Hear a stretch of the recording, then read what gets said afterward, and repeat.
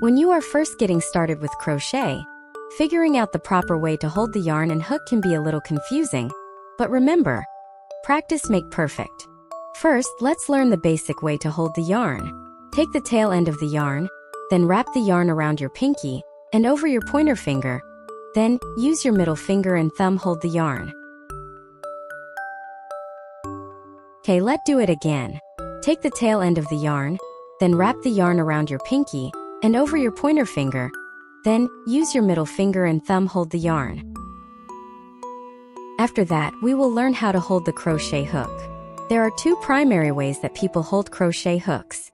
The first is the knife hold, and it looks like you're holding a knife like when you're eating and cutting up food. And the second is the pencil hold, it looks like you're holding a pencil.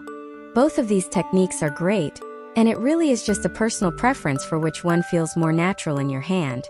So make sure to take time to experiment with the pencil hold and the knife hold to see which one works better for you. When you first start learning how to crochet, you'll find that most crochet patterns start with a slip knot. Making a slip knot is the first step in many crochet projects. Next, let's learn how to make a slip knot.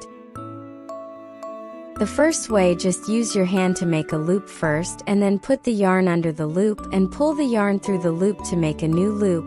Insert the hook into the new loop and tighten it. A slip knot is done. For the second way, we need to use the crochet hook to make. Put the hook above the yarn and turn around to make a loop. Then yarn over, pull the yarn through the loop so the slip knot is already on the hook. When the slip knot is complete, and you are ready to start to make chain stitches and the basic foundation of your project. Thanks for watching and see you next time.